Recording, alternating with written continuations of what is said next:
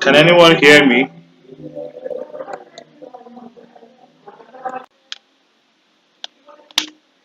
Ports is a logical endpoint in a network communication that allows devices to connect to specific services running on a system. And we say that there are 65,535 ports running or available in any network system. And out of these 65,535, how many of them is known? We have 1,000 that is known, like well known, and mostly dedicated for specific services. For example, if you're going through HTTP, www.http without security, it goes with port 80, 8080.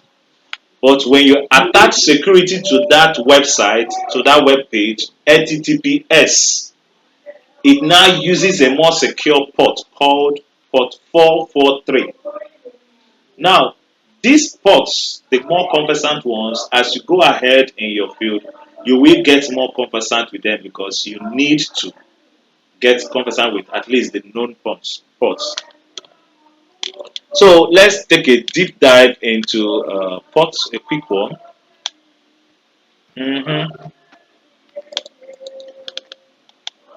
In the context of cybersecurity and networking, ports are crucial points of communication for devices on a network. Understanding ports and why scanning them is very, very important and essential for both defending the system and conducting penetration testing. What can you say is the correlation between port and system and attacks? Sega? I think that's the entry or exit point into a system. Yes, fantastic. That's just the answer. So, what are ports? Like we already said, ports are crucial.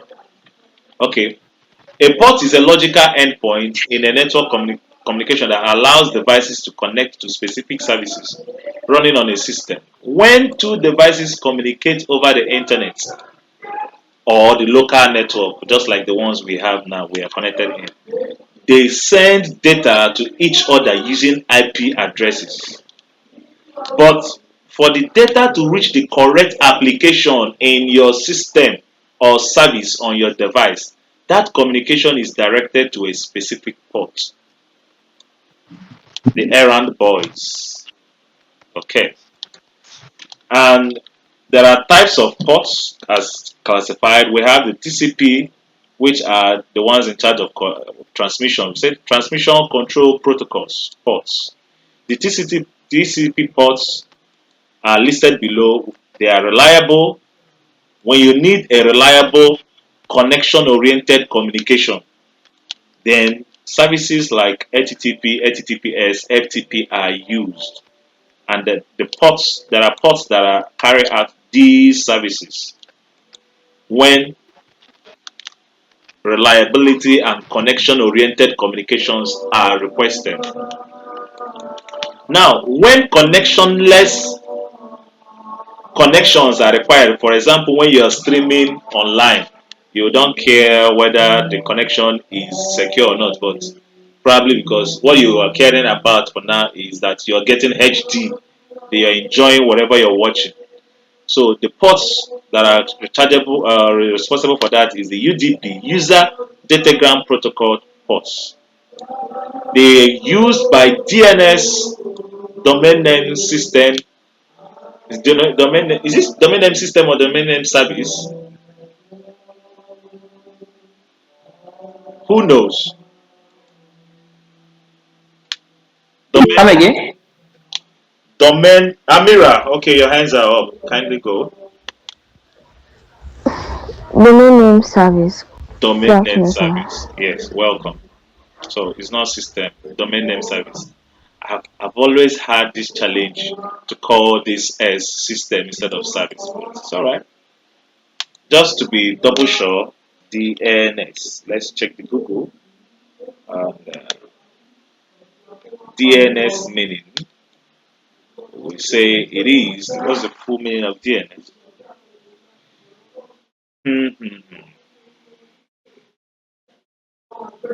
Domain name system. I was right. Oh, Amira, was it? Did you say system or service? So I said service, sir. You said service, so you felt it, right? Amira, admit, say I felt it. So I know. You know. That's interesting. So don't So fail it. no, sir, I can't. So what did you say? Did you say system or service? I said service. But the correct answer is system. Domain name Yes. system. So you failed your answer. So ensure that you don't fail it so you wouldn't miss it on exam. I'm always very careful. Domain name system. Okay. So it used this UDP, user datagram protocol ports that are used for domain name systems, streaming services, etc. So then port numbers. We say that ports are represented by numbers ranging from 0 to what? Who is on mute? 65,535. Yes, 65535. These are the ranges of ports in every system. Then we have the well-known ports. The well-known ports from 0 to 1023. They are reserved for system services like HTTP uses port 80, HTTPS uses port 443, SSH, which is secure shell, uses port 22. These 1023, 1023 ports are reserved. Then we have ephemeral ports like ephemeral is okay, these ones are doable with. When you use them, you dump them, you use them, you dump them. So they range from 49,152 down to 65,535. So we say that they are usually dynamically assigned to client side connections. When your system wants to do something with Microsoft, maybe wants to do something with what's it called? Any application that is running inbuilt, they could use all these ports that are on the ephemeral port. Now, why are ports important in cybersecurity? Tega, read.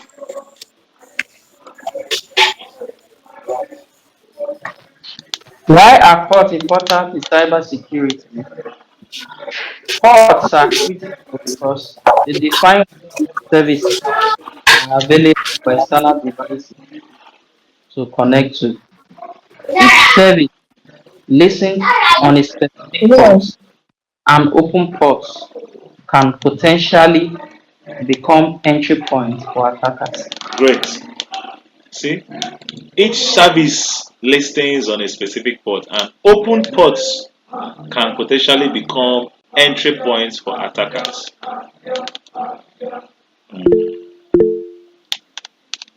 Is someone raising hand? I'm not seeing. Okay, let's go ahead. It was a mistake. Anybody will have something to say? No, sir, it was me. It was a mistake. I was attempting Okay, to cite. Amira, go ahead. Sir, please, sir, I don't know if you are done. I wanted to ask for the layers of pot. The layers of port. Yeah, pot layers. Okay, that's when you are going into. Let's look up port layers.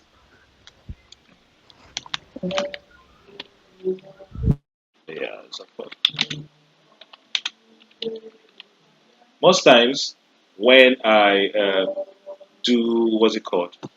When I do my networking, you know, I actually do use ChatGPT to get me a curriculum on whatever it is I want to uh, work on. So you see, inside the layers of code, which starts from the application, the layers that they are actually representing from. For example, the transport layer is these transport ports represent a particular layer. The user datagram protocol also they also work there. So basically, the layers assist or work in a way that the ports use them to bring down the information to the point where we need them. For example, when you want to get user interface, you have to actually look at for the application layer. So let's look at the diagram. There is a diagram that will give us much insight on the layers of ports in a view. Okay, let's open this one up.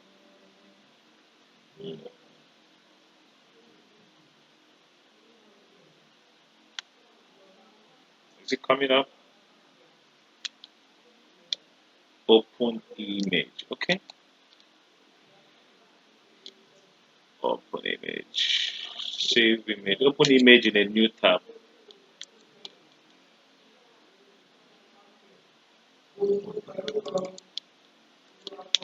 Okay. Oh, it's gonna be very. It's not HD image. But can you see, or should we get a brighter one? I think we should get a brighter image so that it will look bright on our video when you're watching.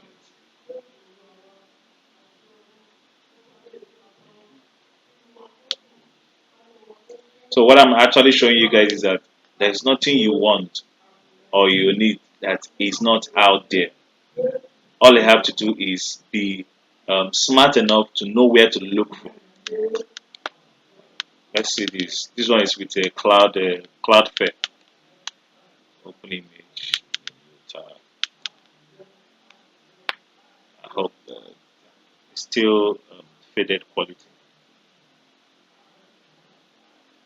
Okay, but I think I could read out this. The first layer is the physical layer. Okay, he said that it transmits raw bit stream over the physical medium. This happens on the physical layer. Then the data link layers defines the format of data on the network. They make the decision here. They define which format is going up. Then on the network layer, this layer decides which physical path the data will take to get to where it's going to. And you know where it's going to is the application layer, which is where you and I, the human being, will understand what that information is rendering.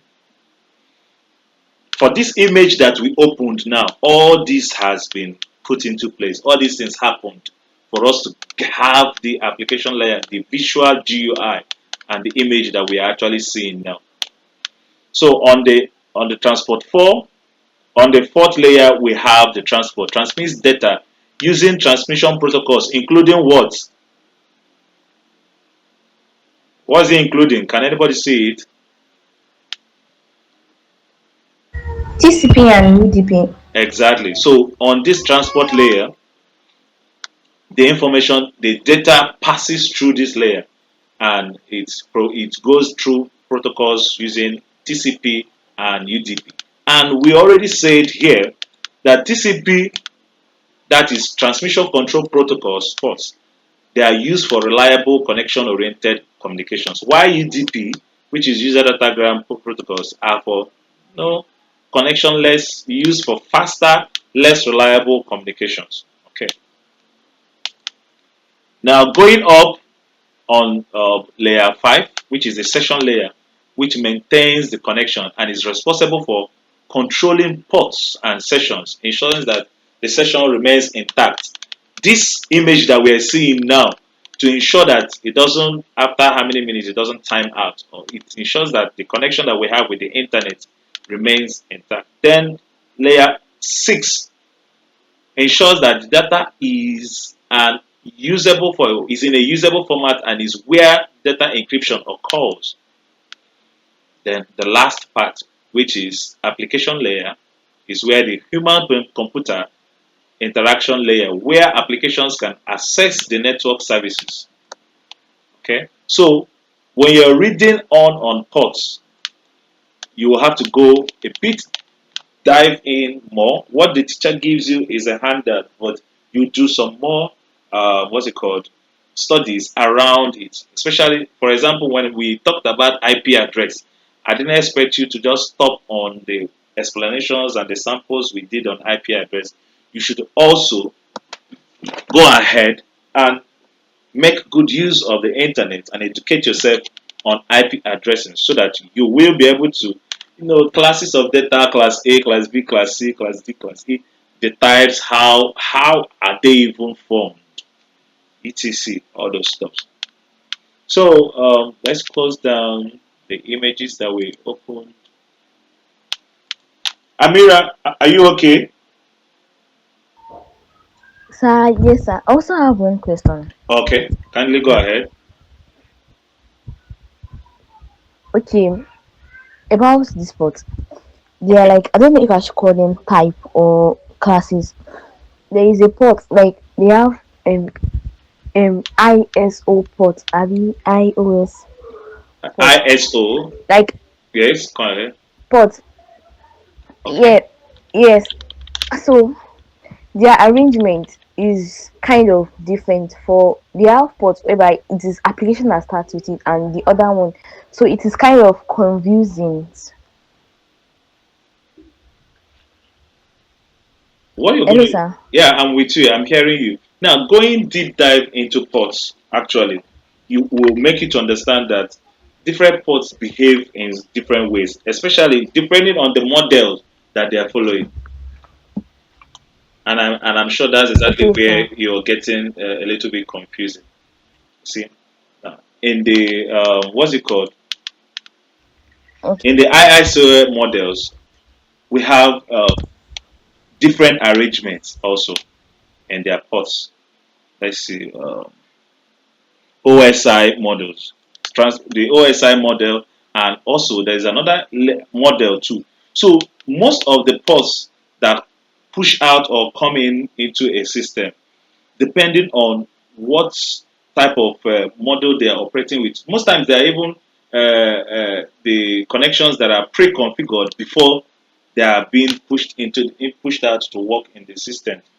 So what you're going to do is specifically wherever you have challenge, you could send me a message on that on our group, specifically on the part you have a challenge, so we could have a deep dive into it and pieces it out in such a way that you will be able to understand it, and every other person in the class in the group will be able to understand it. If that's okay, Yeah, thank you, sir. yeah, please remember to do that so that it could aid your learning. Yeah, yes, sir. So let's run along. This class is supposed to be 1 hour. Key reasons for port scanning. First, service enumeration. By scanning open ports, you discover services which are running on a system. This is a step. This is the first step for attackers or security testers to understand what they are dealing with. You see, we did a port. Okay. What we did was not a port scan. What it did was a network scan to know the devices that was running on our system, our network. For us to run a port scan, let's say let's do a port scanning on this particular machine anyway, this one that is here. Or better still, let's do a port scan on the Windows. What is the Windows address? You can remember 138.126. Okay, we'll do nmap uh, s capital letter S, then this is full to scan. Okay, let's do the first 1000 first. 192.168.138 dot what? 126. 126. So let's see how many ports that are running. Can you guys see? Yes, sir. Okay, so a quick port scanning on the Windows machine, and we found one, two, three ports that are open. Then the rest, the 997 are closed. So this actually does the first 1000, like the normal known ports does. So that's what this command does. So if you want it to do the whole 65,535, all you have to do is specify this extra command to it. P, yeah. With this extra command, it's going to run for the whole 65,535, and it's going to take a little bit time. So, but for the first one that we did, we found out that TCP is open, right? What's it called? Port 135 is open, right? Which other port is open? 139. Yes, and this one 445 is open. So if you are a tester, for example, and you want to test this my Windows, you already know the ports that are open. Okay, and you know how to, or you go and look for any vulnerabilities or any attack surface that you could enter, or whatever it is you're looking for from these particular ports that are open. For example, if I go and enable secure shell and port 22, port 22, if I enable it now and we rerun this code, we will have an extra port which is port 22 SSH secure shell. And what does SSH does? It's for remote signing in, meaning someone can remotely, log into my Windows. So every port or most of the ports have their vulnerabilities that we should, as security personnel, look out for. So let's go ahead. Identifying vulnerabilities. Each service running on a port may have known vulnerabilities. Scanning allows you to identify potential weak points in the system. For example, an open SSH port could lead to what? What can it lead to?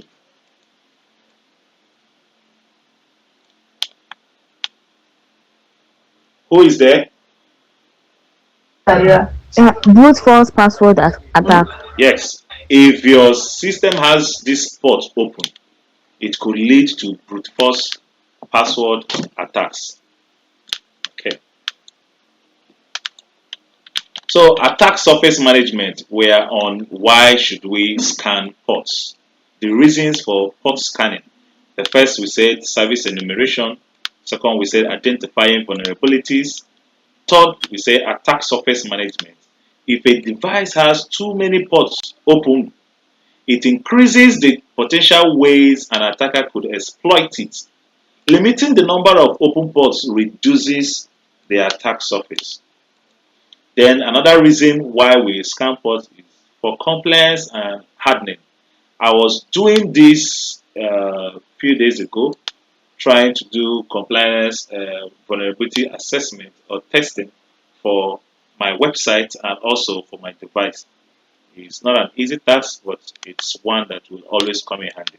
So organizations often need to ensure that only necessary ports are open as per compliance standards by PCI DSS. Scanning helps identify and close unnecessary or risky ports. What happens when you scan ports? When you scan a device for ports, example, when you're using Nmap, we use Nmap now for scanning, you are probing that device to see which ports are open, closed, or filtered. And also bear in mind that when you do this on a system, it triggers an alert. If you are doing it on a system that you are not authorized to, you will face some legal actions. Do you understand me, guys? So wherever you do, ensure you're doing it with a system or whatever it is that you have control, you have access to, which has been given to you legally. Most times, I would advise that people. It doesn't take anything to get a website. There are free websites you could get anyhow. Once you get a free website, you'll be able to access and do some personal runs and text on it. What happens when you scan ports? Open ports, the service on that port is running and reachable when you see open. Closed ports, no service is listening on that port. The port is visible, but nothing is responding.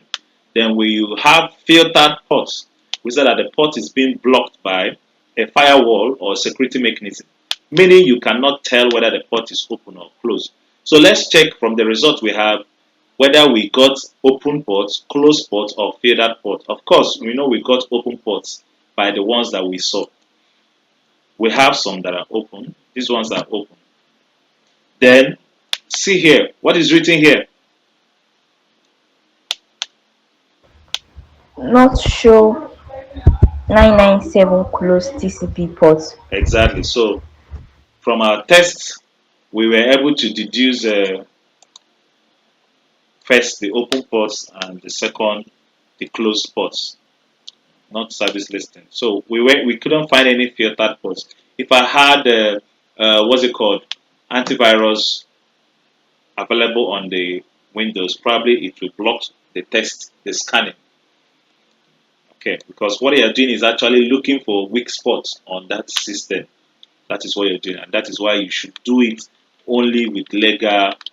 What's it called? When the company has given you the required permission. Mostly request for written permission. Not okay, yeah, do it. No. If they say do it, they could deny you and you will land yourself into problem.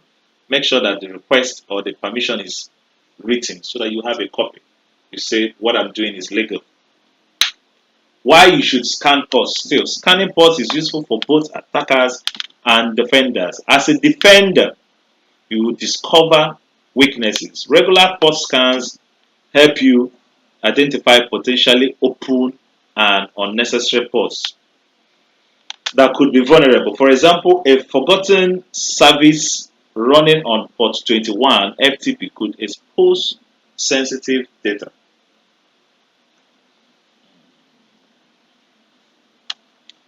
Second, to prevent unauthorized access. By identifying open ports, you can configure firewalls to close them or restrict access, minimizing potential attacks. Third, to monitor changes. If new ports suddenly come up, someone is trying to join. Kafayat is late. So if new ports suddenly open up Sorry, is it not 2:30, 3:30 that we used to start? 2:30, you've missed almost 25 minutes. An hour. I mean I one thought hour. it's 3:30. Sorry. You I'm know, sorry. when I post the links on the group, I have to attach our names. Like tag us so that you know that something is happening that refers to you. It's not everything that happens in the group that you might respond to, but once you are being tagged, you know that it refers to you. Okay? Okay. I believe that's gotten. So, as an attacker or pen tester, you find entry points. Attackers scan for open ports to find entry points into a network. If they find open ports, they can target services running on those ports. Example, trying to exploit a vulnerable version of Apache on port 80. For example, if my secure shell on if port 222 is on the system on the Windows, I can actually use my phone, my Android phone, and remotely access that system. And it's a very beautiful thing to find out if you ever get to see it. But like I said, ensure that you're working in a controlled environment, the one you own and you have access to. To also fingerprint the system by identifying the open ports and services. Attackers can configure or figure out what operating system and software versions are running, helping them to do what? What is the goal? Hello? Hello, sir. Where did you lose me?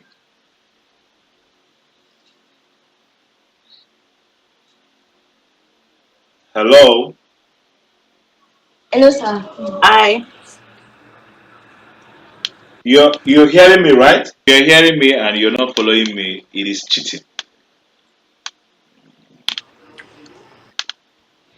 What we are talking about is why should you scan ports? And the last point that we are making was to fingerprint the system. By identifying the open ports and services, attackers can figure out what operating systems and software versions are running, which will help them to do what? To plan an attack. Good. So here is an example of common ports and why they are listening. So here are some commonly scanned ports and the reasons why they might be of interest. What's the first one here? Port what? Hello? Port Teda. 222. Okay. Which has service of SSH running. And why is it interesting? Read it out.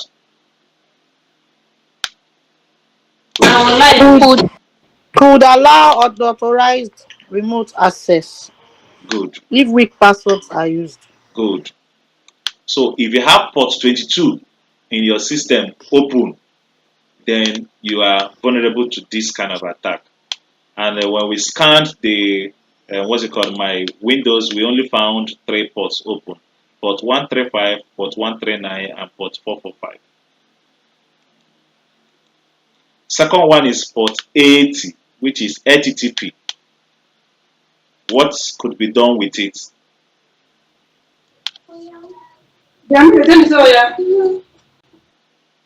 I'm listening. Web servers can have vulnerabilities, Exactly. e.g., Outdated apps. Yes. outdated web apps. Yes. So instead of going through port 80 for your website, use a secured one, which is port 443 HTTPS, so that you will have that secured icon on your web address page. So even on this port 443, it's still vulnerable to some extent. It said secure web traffic ports might have XSL certification and TLS vulnerabilities. So the next one is port 21 FTP, which is vulnerable to what? to clear text password capture. Good. If you have port 21 open on your system is vulnerable to this particular um, threat. Outdated implementations too. So we have port 3389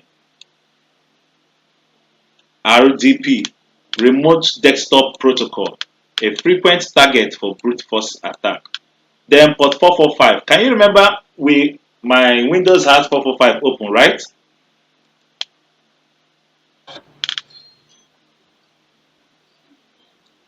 And it's Microsoft that is using it in my system.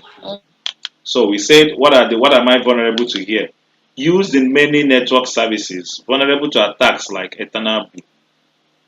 So we also have port 3306. These are some of the commonly scanned ports and the reasons why they scan them.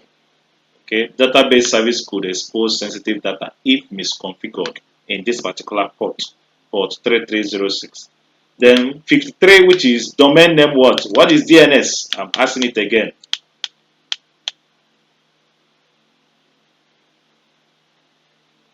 What is DNS? Domain name system. Good. Domain name service. No, the person who System. answered service is wrong. The person who said system is right. The person who said service is wrong. The person who said system is right. So it's domain name system. And it could be vulnerable to DNS spoofing and application attacks. Sorry about that. How to use port scanning defensively. You could use it to enhance security by running scans regularly to detect open ports that shouldn't be accessible, to close unnecessary ports by disabling services you're not using. Use firewalls to block access to ports, especially except for trusted IPs or networks.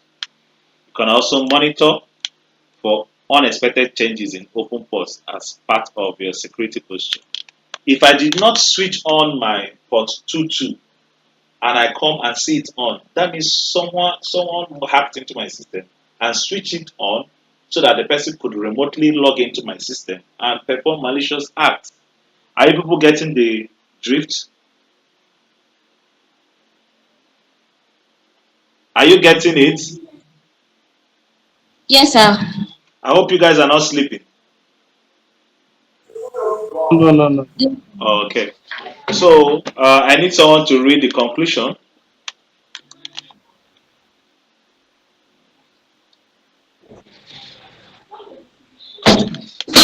Someone should read the conclusion. Bots are Ports the are gateway the through gate. Okay, sorry. I wanted to know whether you guys. Ports are the gateway through which services communicate over a network. Scanning them allows you to one, identify which services are running, discover potential vulnerabilities, reduce your attack surface by closing or securing exposed ports. In cybersecurity, port scanning is one of the most fundamental steps in network reconnaissance, penetration testing, and securing networks. That's fantastic. So self-explanatory. It is very, very important to identify which services are running, to discover potential vulnerabilities and reduce your attack surface by closing, securing exposed ports. So port threats are. Should I go into this? I think these are extra stuffs I was doing. Mhm, mhm. Okay, let's just run through it. So this Nmap scan shows that the IP, target IP, likely your router or network gateway has three open stacks. Okay, explanation of the I ran a port scan, pushed the results to ChatGPT, and it broke it down to give me the threats and the mitigations that are open to the ports that I opened that I saw. First, I saw port 23, which is Telnet. It was open, and the threat there is Telnet is an insecure protocol for remote access. You see, port 22 is what's it called? Secure, but port 23 is not secure. Telnet is an insecure protocol for remote access. Data sent via Telnet is unencrypted, including passwords and commands, which can easily be intercepted by attackers on the network. This is a high risk vulnerability as anyone with access to the network could potentially capture login details. How do you mitigate this particular port? Disable the telnet. It is strongly recommended to disable the telnet service on the device and use SSH, which is port 22, instead for secure remote management because it requires for authentication etc. Then in the router configuration, you can usually disable the telnet via your router admin if you can find it there. It also, my scan also found port 53 DNS, which is domain name system. On the threats, why DNS is commonly used for resolving domain names. If misconfigured, it can be vulnerable to attacks such as DNS cache poisoning or application amplification attacks. So additionally, if DNS allows recursive queries from outside the network, it could be exploited in an attack called what? What is the attack called? DNS amplification attack. Good. DNS amplification Yeah. attack. Yeah. So how do I mitigate port 53 DNS? Disable unused features. If the router is not acting as a DNS server for internal devices, consider disabling the DNS service. Secondly, harden the DNS settings. Ensure that the DNS server is configured securely. For example, disable recursive queries for external requests if not needed. Firewall rules block and enable the ones for block access port for 53 from external and untrusted sources. And I think the last port that was scanned was port 80 that was found. And the service is carrying up is HTTP web server or router admin panel.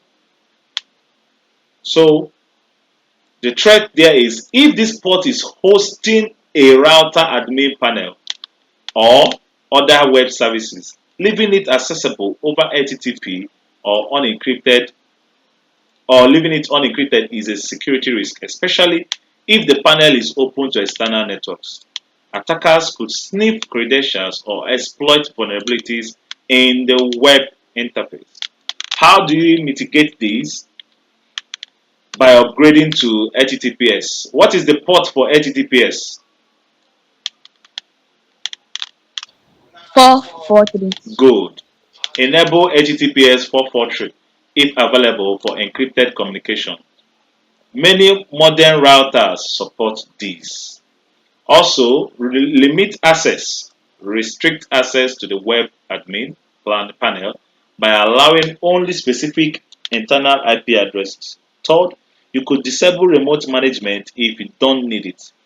Also, strong passwords. Ensure that the router's admin panel uses a strong password to prevent unauthorized access. General security recommendations: update the firmware. Make sure that the router's firmware is up to date, as outdated firmware contains security vulnerabilities. Change default credentials. Some routers they come with username admin, password admin. Change those default credentials. If the router is still using default credentials for management, like admin, change them immediately. Also, disable unnecessary services. Turn off any services you don't use, like Telnet or even HTTP, if you can use HTTPS. Lastly, firewall configuration. Ensure that proper firewall rules are placed to prevent external access to sensitive services. So, on a summary part, it just summarized the ports that found out on the test. So, where are we back on? What we just did now was a quick dive into the world of ports to find out the vulnerabilities that might attach to ports, how we can scan them and find out the ports that are alive, the ones that are listening or not, which we did some practicals here. On your Windows, you can actually scan your Windows to find out the ports that are open on your Windows. I think I'll be able to get the code for this. It should be net. Who knows what it is to scan for ports on Windows? If you know, say I know. If you don't, say I don't. What? What is the command I don't, used? sir. What is the command used to scan for ports, open ports in your Windows command line? I don't know. Okay. So, Beautiful. but are you seeing my system? I think I'm trying to try it now. I'm doing net start dash A and enter. Mm-hmm. Mm-hmm. Mm-hmm. Are you seeing what is happening?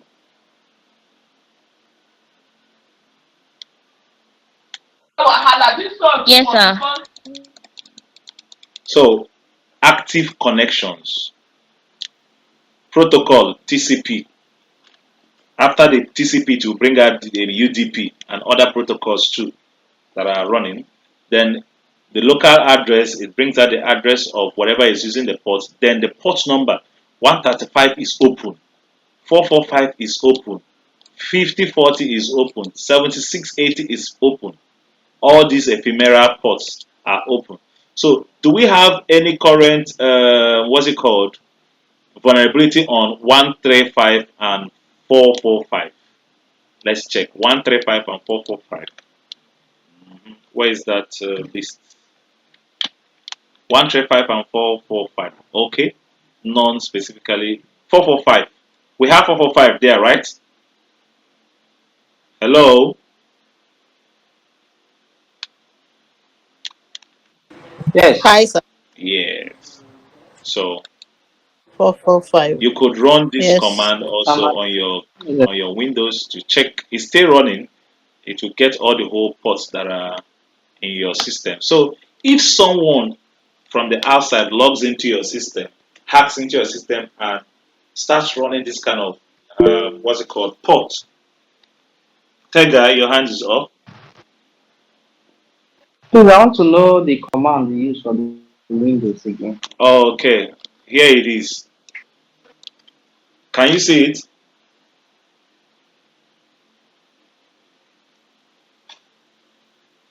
Tega, can you see it? Okay, let's start. Net start dash A. Okay. Okay, yes, Okay. it's still running. So maybe it's gonna take time to figure out all the whole ports. So and that is it on ports for today's class. Please, the next class will be purely for the practicals. When you're coming for the practicals, you come with your A game. The most important thing you will do on the practical is to be present, number one. Number two is to attentively watch and learn and see, watch and watch me do what I will do so that you will gain first hand understanding. Then, when you go back to do it on your own, those understanding you did with me, you took when I was doing it, will come back to you. Then you will now have informed questions or things that you want to know. When you now come back for the next class, you are asking questions as per someone who has a prior knowledge, who started trying something and now have a question, a reasonable question that will lead to a reasonable um, um, progress. So, our next class will be on the penetration test we are going to be having on the juice shop. And please, I would want us to all come prepared. Come with your A game. Come prepared for that class. Hello, sir. Yes. On the Windows, where do you carry out this command? Okay, I did it through the PowerShell, but you can just type C command on your Windows. Let me see. CMD is coming up. Let's CMD command. When you type CMD, you're going to see the black interface. Yeah, command prompt. Can you see? Yes. So when you click this command prompt, it's going to bring out an interface. Okay, two came up. Okay, okay, okay. So now watch. Why I use the PowerShell, the blue one, is because I don't want to have challenges trying to log in as administrator. I wanted to do it as an administrator. Okay, Bam. this one too has an administrator command. What's it called? Privilege. So let's try. Let's first check the what's it called? The address. IP config. Mhm.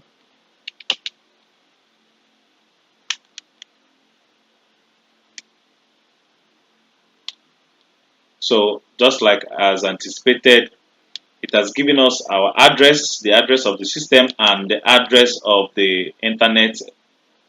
What's it called? The hotspot that is giving it the internet. So let's now run this net start start dash a and enter. Okay, it works also here. Mhm. So you could run it on your command prompt like that. So any other question? I hope we are good.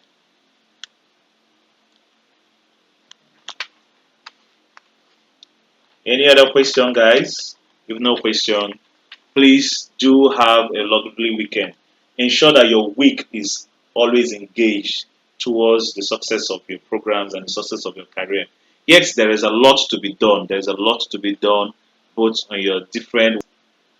I will advise that one step at a time. Give yourself the credit of studying and practicalizing. There's nothing much interested and much sweet than having your hands out there doing something. The whole purpose of this boot camp is if you're a beginner, you come up from beginner to a level where you are informed. Then at that level, we are trying to ensure that whatever is being done in the big scale, you can do it on a smaller scale. That is exactly what we're doing. And that is why you're building a home lab and you're doing all the practicals that you're doing, that you're going to be doing, and you will also continue to be doing. So, guys, stay strong and stay motivated. We are going to be seeing in the group, and any questions you have, you could always ask me. You could see that this one is pushing out the pots one after the other and quickly. Hope you guys are seeing it, right?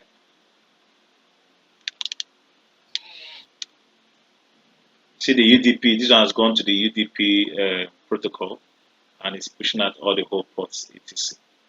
Okay, guys. Thank you very much. Have a nice weekend. Bye bye.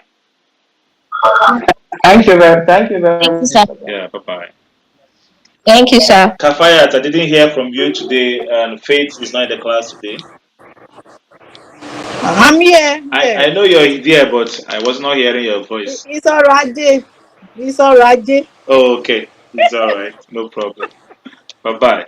Yeah, All right. Thank you. yeah. Bye bye. Yeah. Was Paul in the class today? I didn't see Paul. It's only Tega. Bye, guys.